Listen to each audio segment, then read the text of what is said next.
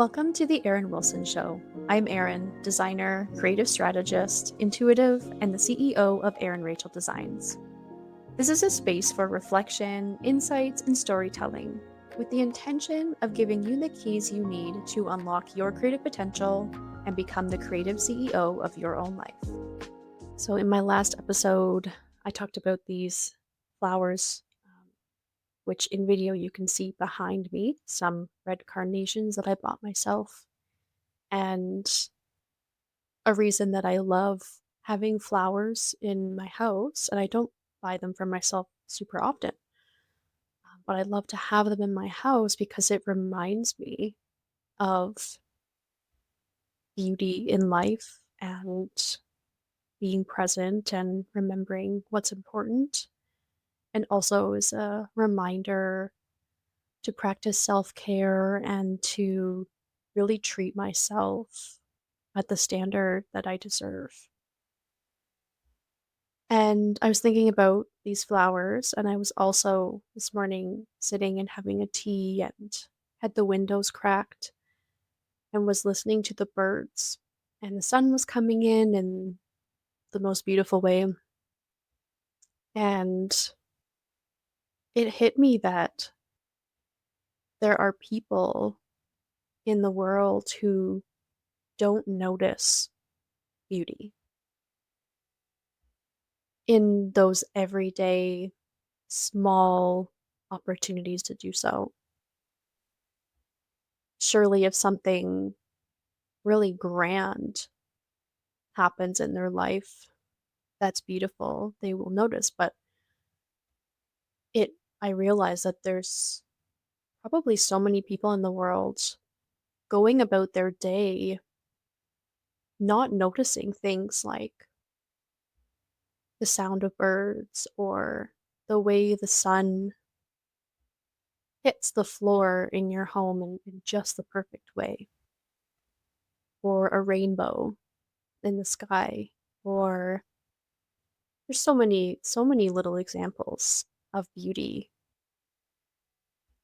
so many examples of opportunities to witness and be present with beauty.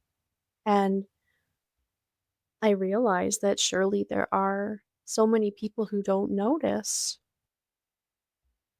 And it made me wonder why that would be. And what came to me is that to be able to notice those little moments of beauty in life, we need to be grounded and calm enough to do so. And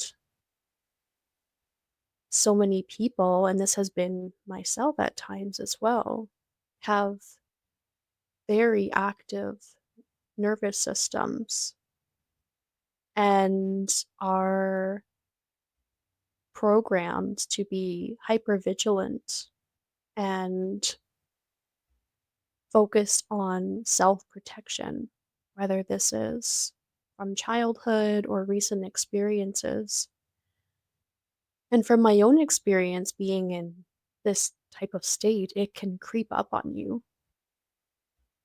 And suddenly you realize, or maybe you don't realize for a long time, that you're on autopilot and you're just surviving moment to moment, day to day.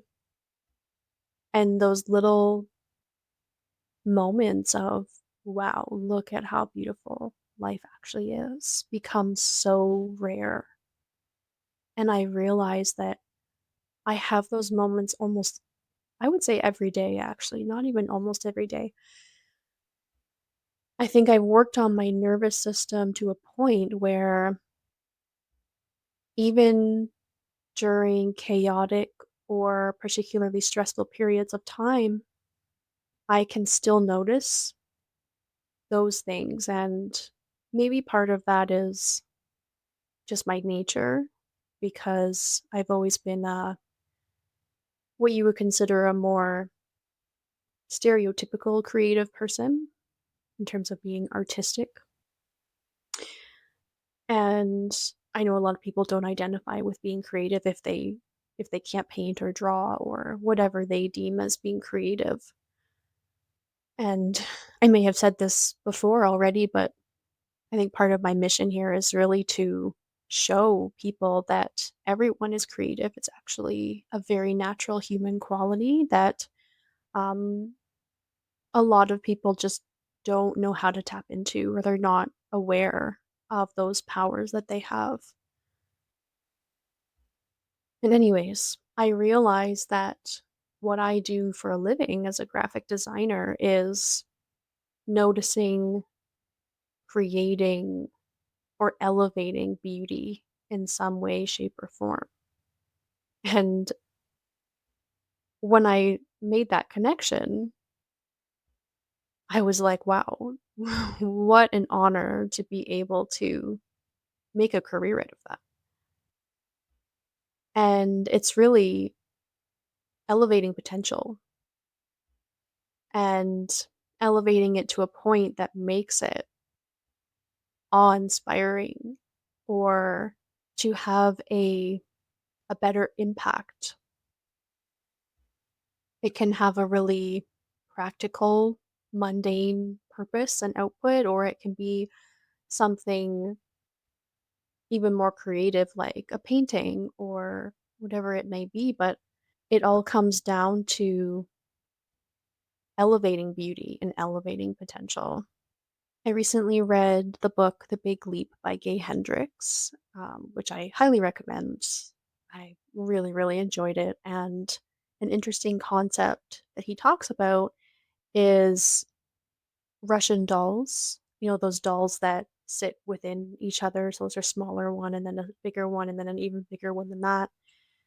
And he relates it to your zone of genius versus your zone of excellence. And I'm not going to do it justice. I highly recommend reading the book itself, but essentially, the zone of excellence is something that comes naturally to you. If you do it for a living, you're well compensated for it. It serves a purpose that's really helpful for others.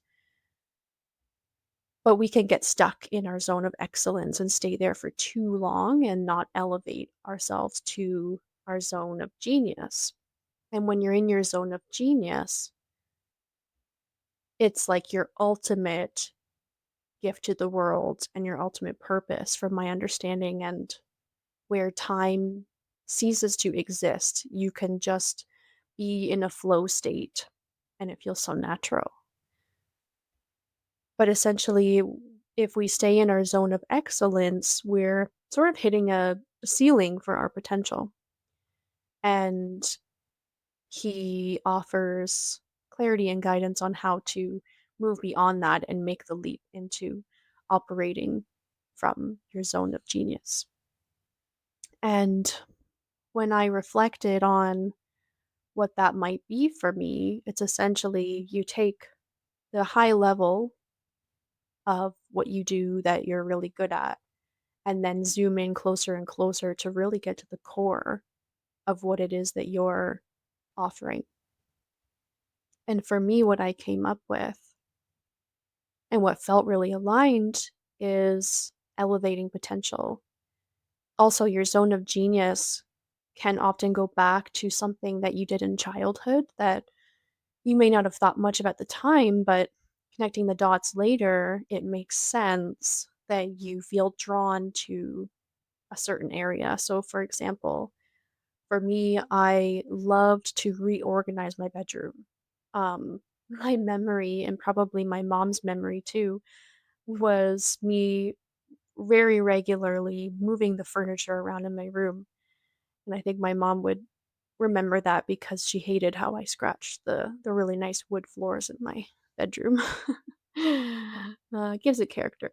And it was about, I suppose, feng shui, like optimizing the energy of the space to suit my energy at the time. It was also about craving change, which is something that's been really important to me in my life. I do crave a lot of change and a lot of variety. But it was also about elevating the potential of the space. It was always a work in progress. There was always in my mind a way that I could elevate and improve the space, and I loved spending time in my room. I feel like that's where I could be my own creative genius locked away in my room. I would spend lots of time creating, drawing, painting. I was into crochet for a period of time, all kinds of things. And it was like my sanctuary. So I was always seeking to improve and elevate the potential of the space so that I continued to want to spend lots of time in there. So that's just one example of how I did that as a child. And now it's something that I still do in my home, in my physical environment. It's also something that I've been working with people in terms of Reiki sessions. So helping to rebalance people's energetic systems. I was a nutrition counselor for a while, and that's also about elevating someone's potential. If they have goals that they want to accomplish with their health, how can we get there? What are the blind spots that we need to look at? And it's always been a very intuitive process for me to elevate potential no matter what the focus point is, whether it's a space, a person, my own life, my own routines, or when I'm working on creating something, whether it's something for my clients as a graphic designer or it's a personal art piece of some kind. It's about recognizing the potential that's there and really bringing that to life.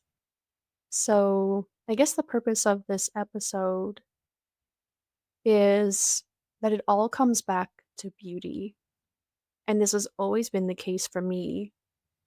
And my life feels so much richer as a result of that. And I would love to be able to make a difference for people who aren't able to see the beauty in their life. It makes me feel sad to think that people go days without having those little moments of recognition and awe and inspiration.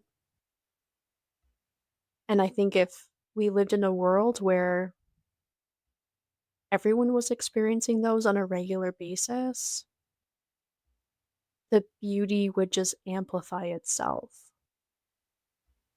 because what you notice, what you focus on grows, right? So if you're taking every opportunity you can get to notice and be present with beauty, then you're only going to notice more and more is going to keep showing up. So I guess I'll leave you with the nudge to, in the coming days or week, to ground yourself in your body, do what you can to support your nervous system so that you feel safer to stop and recognize beauty. Because the problem with an overactive nervous system is that we don't feel safe enough to slow down to be able to witness it. So give your nervous system some love and take the opportunities that come to you to be with beauty, to recognize it. It may even be creating it yourself, whatever you feel called to do. And to keep in mind that if we strive to do that on an individual level, it does make a difference in the collective energy. The more of us who can pull away from what feels dark and scary and stressful, because there's plenty of that to notice in the world. And I think that the balance is off in terms of collectively we are focusing more on that. But we each have our little corner of the world where we can shift that energy within ourselves. And we have to remember that that does make a difference on a larger scale. Every single person does make a difference. We're all connected in ways that we don't even understand. And a perfect example is if you can take an opportunity to go outside at night and look up at the stars, if it's dark enough that you can see them, there's someone else in the world also looking up at the same star as you. And I really feel that that concept can translate into the idea of us being all connected. That's just one example of that. It's like a metaphor for how we are connected. And it's not something that's easy to explain to the logical human brain. It's more of a knowing. So I hope that you have many moments every day for the rest of your life where there's just an abundance of small and big, beautiful moments that you can savor and that act as reminders of life itself actually being really beautiful. And I'll leave you with that.